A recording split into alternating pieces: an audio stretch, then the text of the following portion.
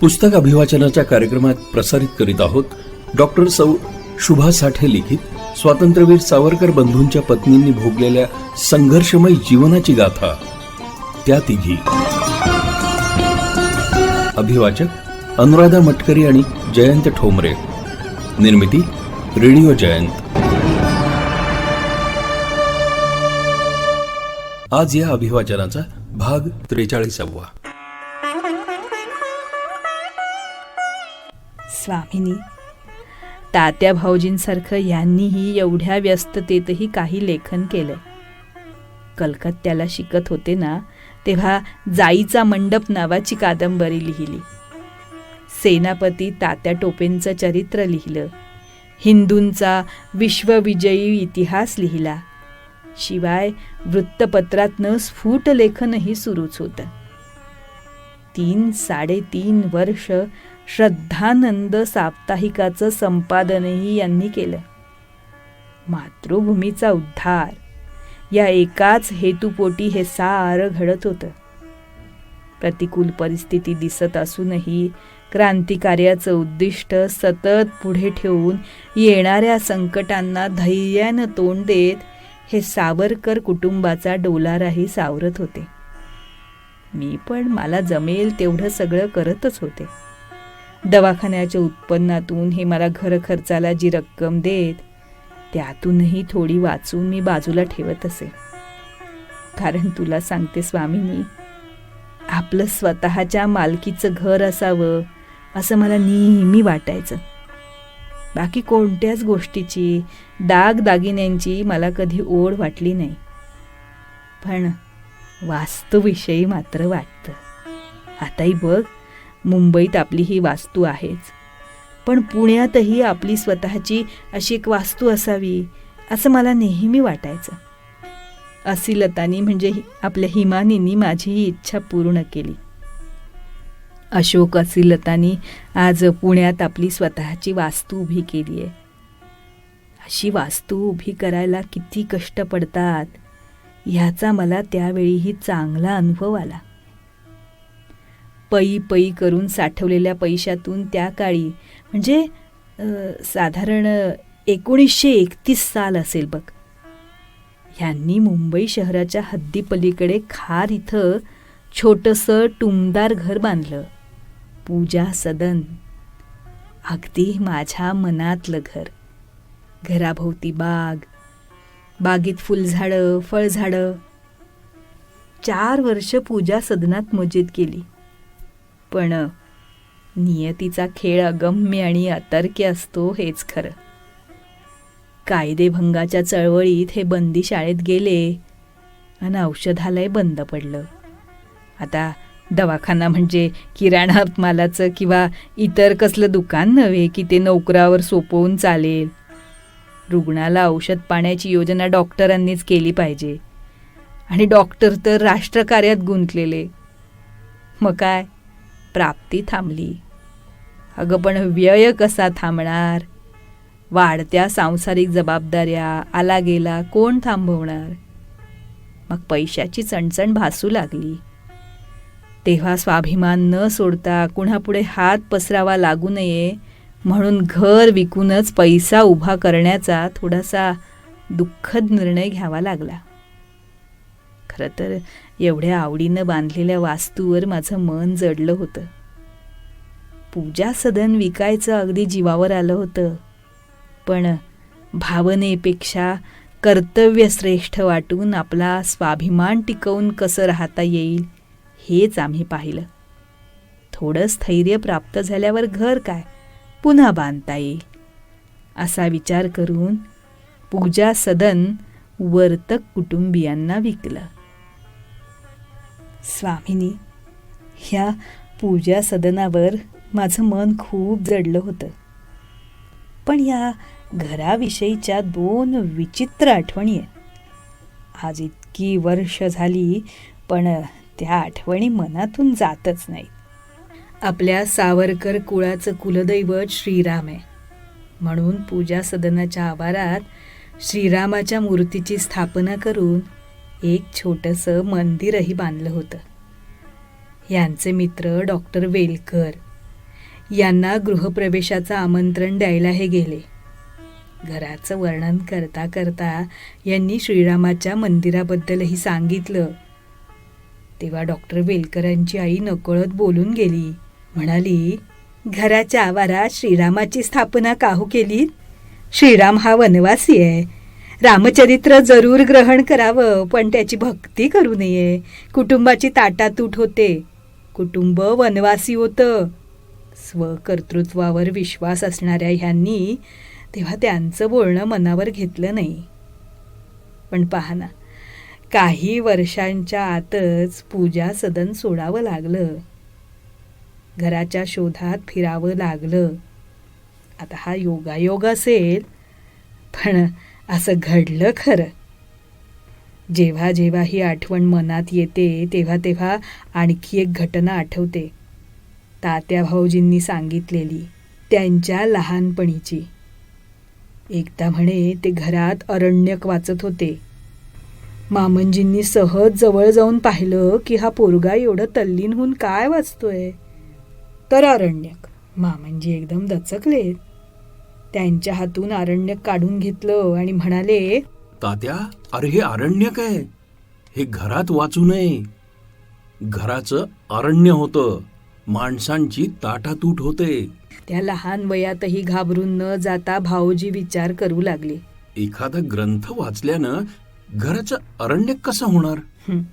भाऊजींची ही तर्क कठोरता, विज्ञान निष्ठा बाजूला ठेवली तरी शेवटी सावरकर कुळावर परिणाम तर तोच झाला ना. आता असं का घडलं हा प्रश्न मनात येतोच. केवळ योगायोग, नशीब का प्राक्तन? याच पूजा सदनाचं जेव्हा बांधकाम सुरू होतं तेव्हा मधून मधून ह्यांच्याबरोबर काम कुठवर आलंय, कसं सुरू आहे हे बघायला मी जात असे. घरात कुठे कुठे काय काय असणार हे जवळजवळ पक्क ठरलं होतं. आणि त्याच वेळेस मला अनेकदा स्वप्नातही हे घर दिसायचं. मात्र जिथे देवघर बांधायचं ठरलं होतं तिथे मला मोरी दिसायची. माझं स्वप्न मी अनेकदा ह्यांना बाबांना सांगायची, पण ते दोघंही हसण्यावारी न्यायचे. पण पूजा सदन वर्तकांना विकल्यानंतर एकदा त्या घरात पुन्हा जाण्याचा प्रसंग आला. आणि तुला आश्चर्य वाटेल स्वामिनी, पण त्या घरात जिथं आपलं देवघर होतं ते काढून वर्तकांनी तिथं मोरीच बांधली होती. आता सांग, माझ्या स्वप्नातला संकेत खरा ठरला ना? म्हणजे घर पूर्ण बांधून होण्याआधीच ही वास्तू तुमची राहणार नाही असा संकेत मला मिळत होता का? तर हे असं पूजा सदन 1934 मध्ये विकलं आणि देणं देऊन उरलेल्या पैशात दादर पश्चिम इथल्या गणेश पेठ लेनमध्ये एक जुनं दुमजली घर विकत घेतलं. त्या घराचं नाव सावरकर भुवन ठेवलं. त्यावेळेस हे 2 ठिकाणी औषधालय चालवायचे, दादरला आणि गिरगावला. 1937 मध्ये तात्या स्थानबद्धतेतून मुक्त झाले आणि त्यांनीही मुंबईत स्थायिक व्हायचं ठरवलं.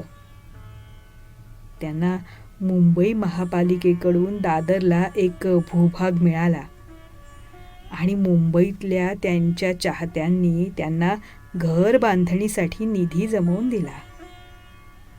त्याच बांधकामासाठी मदत म्हणून बंधू प्रेमाखातर यांनी सावरकर भुवन विकलं आणि ती रक्कम तात्यांना घर बांधणीसाठी दिली. आता हे घर बांधून होईपर्यंत लेडी जमशेदजी पथावर भास्कर भुवनमध्ये आम्ही भाड्यानं राहू लागलो. यावेळेस तिन्ही बंधूंना एकत्र एका वास्तूत राहण्याचा योग आला. स्वयंपाकघर आणि आमचं सगळ्यांचं राहणं पहिल्या मजल्यावर आणि बाबा तात्यांची उठा बसायची खोली दुसऱ्या मजल्यावर होती. जेवायला मात्र ते खालीच यायचे. 1938 मध्ये घराचं बांधकाम पूर्ण झालं तात्यांनी त्या घराचं नाव सावरकर सदन ठेवलं. या घरातही तळमजल्यावर आम्ही आणि बाबा राहू लागलो आणि वरच्या मजल्यावर तात्या आणि माई. खालच्या मजल्यावरचाच काही भाग स्वागत कक्ष म्हणून तात्यांकडे येणाऱ्या जाणाऱ्यांसाठी बैठक म्हणून राखून ठेवला होता. त्यावेळेस हिंदू महासभेचे तळमळीचे कार्यकर्ते आप्पा कासार हे तात्यांचे शरीररक्षक म्हणून सतत त्यांच्याबरोबर असायचे. ते पण इथेच राहायचे. कार्यकर्ते, आला गेला, माईंच्या माहेरची मंडळी असा पाहुण्यांचा सतत राबता असायचा. पण मला कधी या साऱ्यांचं करायचा कंटाळा नाही आला. उलट सगळ्यांना एकत्र पाहूनच खूप बरं वाटायचं. पण अचानक यांची प्रकृती बिघडली. पोटाचा त्रास सुरू झाला. तो इतका वाढला की शेवटी शस्त्रक्रिया करावी लागली आणि मग शस्त्रक्रियेनंतर हवा पालट म्हणून जवळजवळ वर्षभर जमखिंडीला राहायला गेलो. दुखण्यामुळे हे जरा खचून गेले होते. कधी कधी मनातली व्यथा मोकळेपणानं बोलून दाखवत. एकदा मला म्हणाले, शांता, गंमत बघ स्वामिनी, माझ्या लग्नानंतर मोठ्या बाईंनी माझं नाव शांता ठेवलं, पण सगळे मला लक्ष्मीच म्हणत. ह्यांनी मात्र आपल्या वहिनीचा मान राखून कायम मला शांता नावानेच हाक मारलं. तर एक दिवस हे मला म्हणाले, शांता, मला वाटत नाही की यापुढे मी फारशी धडपड करू शकेल. माझा आता काही भरोसा वाटत नाही. मृत्यू जवळ आलाय असं वाटतंय. तुम्ही फक्त आराम करा, काहीही काळजी करू नका, सगळं ठीक होईल. नाही शांता, मला थोडं महत्वाचं तुझ्याशी बोलायचंय. वेळ आली तर उपयोगी पडेल म्हणून मी उशाखाली 500 रुपये ठेवलेत. ही रिकामी इंजेक्शनची बाटली आणि हा रुग्णालयातला पेला. माझी आठवण म्हणून इतकंच. शांता, पण तू मात्र मला वेळोवेळी खूप मदत केलीस. प्रसंगी अंगावरचं सोनं सुद्धा दिलंयस. पण मी अखेर मुलांसाठी काहीच केलं नाही. तुलाही काही शिल्लक ठेवलं नाही. तुमचा सहवास हाच माझा सर्वात मोठा दागिना आहे आणि हीच माझी मोठी मिळकतही. मी तरी कधी दागिन्यांचा हट्ट केला का तुमच्याकडे? खरं शांता, तू तर मूर्तिमंत सेवाभाव घेऊनच या घरात आली आणि आयुष्यभर तू सेवाभाव जपतच वावरलीस. येसू वहिनी, बाबा, मी साऱ्यांची सेवा केलीस आणि करतेस. आज काय झालंय तुम्हाला? असं परक्यासारखं का बोलताय?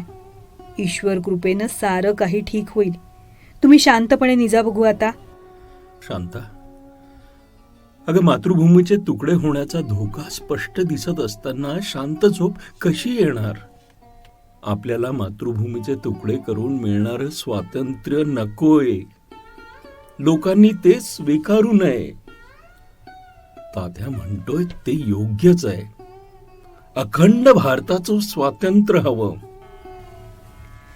स्वामिनी, अगं, तिघही भाऊ शेवटी सारखेच. एक क्षण देखील मातृभूमीचा विसर पडत नसे. रात्रंदिवस तीच विवंचना, तोच ध्यास. यांना जरा बरं वाटायला लागल्यावर हे मुंबईला आले आणि मी बाबांच्या सेवेसाठी सांगलीला गेले. तिथून परतले तेव्हा बाबा आपल्यात नव्हते. त्या दुःखातून कसंबसं बाहेर येऊन हे पुन्हा औषधालयात जाऊ लागले. पोरं मोठी होत होती, त्यामुळं दादरचं घर आता छोटं पडू लागलं. तेव्हा वसईजवळ आगाशी इथं ह्यांनी एक दुमजली घर विकत घेतलं. पण ह्यांना औषधालयात जाणं येणं फारच लांब आणि त्रासदायक व्हायला लागलं.